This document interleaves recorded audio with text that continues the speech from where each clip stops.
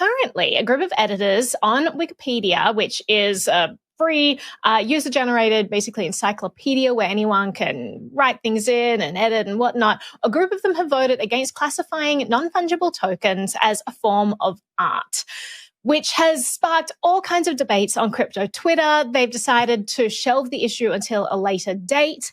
And people are really angry because they're saying, well, Wikipedia is meant to kind of be this open encyclopedia. What right do Wikipedia editors have to define something as art or not art? So there's a lot of interesting things to dive into here. The first one is, I mean, there's a real question there about whether NFTs are art, right? This is actually a genuinely interesting conversation because really they're a token that represents ownership of something. And that something can be replaced and swapped out. And then, I mean, they're very interesting situation. Like, is the token the art or is the thing that it's pointing to the art? Andy Warhol will probably say, like, life is art. Everything is art. No one can define art. You know, it's all art. And so that's my take on it. Yeah, for sure. I mean, but at the same time, classifications are useful. And, you know, especially when you have an encyclopedia that needs headings, like it is important to get classifications as close as possible to representing reality. Like it's just, I mean, it's a very interesting situation. But the other thing that I think is interesting about this is the role of Wikipedia and how open it is, whether they are indeed meant to be arbiters of truth, how open they are to people adding in their take, or is it like a tightly controlled narrative? There have been some controversies where things, you know, that people have posted things and they've been deleted, and then people come back and said, you can't delete that. That is the truth. And people fighting against it saying, no, it's not the truth. You know, it's a very interesting situation. So I'll throw to the group with both of those questions in mind. Jen, I'll throw to you to start off with. Actually, David, you had your hand up, so I'm going to throw to you. Yeah, let me set the table here a little bit because I've actually done quite a bit of reporting about this. My wife is a professional painter, so King Solomon's going to cut the baby in half. Some NFTs are art, some NFTs are not art. NFTs are a medium, not an expression. So, for example, I've written about procedural NFTs, which all of the work is contained in the code. I think that's a really important distinction. Some NFTs are just links to JPEGs. A lot of NFTs are procedural works that are built into the actual code of what's being stored, and that's a key distinction. But I think there is art in the sense of being an image, and there is art in the sense of being a creative effort of a certain kind that is exploratory. Bored apes, not art.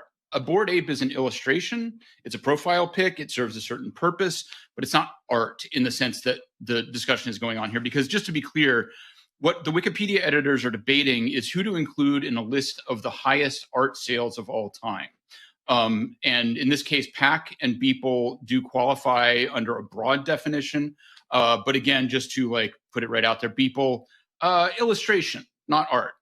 But I will, having said that, hand it off to Jen and let her take her swipe. We all gonna fight you, David. We all gonna fight you. All of us were like, well, I mean, David, those are very definitive things to say about art that I think everyone has their own definition of. And I think that that's the beautiful thing about art, right? And I think the very fact that these Wikipedia editors have so much control over something that has been so integral to providing information in our culture is something that we're probably going to see change over the next few years. Like when I was reading this, I was thinking like, wow, could there be a decentralized Wikipedia? And what would that look like? And would the community still have these types of what? Yeah, I knew that there probably was, and I just don't know about it. So Naomi, please tell me about it after this. But and what would that look like? And would these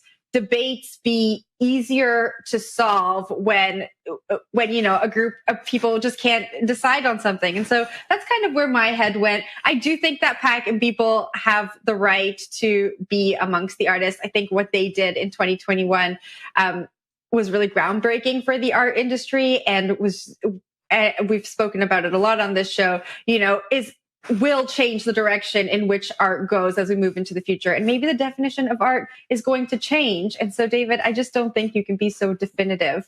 But Naomi, I will pass it up to you to tell us about decentralized Wikipedia.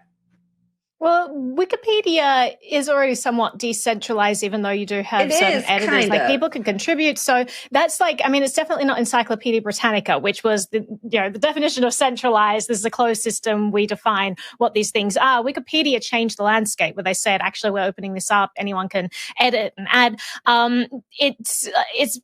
It's this real gray area. We haven't quite figured out how to solve this, because even when you have people contributing, you can have wars against like what people have added, and some people can supersede the decisions of others. And then you have something called Everpedia, which has come about, and they basically allow you to create an article about anything as long as you have a citation. Anyone with what's called an IQ token is a stakeholder in the Everpedia network. They've been around for years and years, kind of using this blockchain-based encyclopedia, Wikipedia system. So it's very interesting. I actually like Everpedia a lot. I find that they have a lot more crypto-centric articles, because it's a lot of people who are in the crypto space. So they're all writing about this stuff. So I find that I often get more in-depth knowledge there than I do on Wikipedia. But Wikipedia, I mean, it's still pretty great. But I'll throw to you, Zach, for your thoughts. Yeah, I just want to mention, like, this is also sort of happening against a larger, I guess, backdrop of like crypto backlash within the Wikipedia community. I think like the day before, there was this grand debate as to whether or not Wikipedia should be accepting cryptocurrency for donations, with a lot of people citing the environmental costs of proof of work consensus algorithms as being something that is against the ethos of what Wikipedia is trying to accomplish. So there's these sort of weird mainstream tech backlash. Crypto bros are a problem. The technology itself is toxic to the environment, and we shouldn't be supporting it in any way, shape, or form. So there's sort of like this. There's multiple sort of conversations that are unfolding among this particular online niche that are actually quite interesting to watch unfold, because you're right. It's sort of like a proto DAO, right? Where everyone can voice their opinions and you see it sort of play out in real time. So the fact that these two things are being debated at the same time, speaks to this broader moment of crypto backlash that I think people are feeling quite sharply.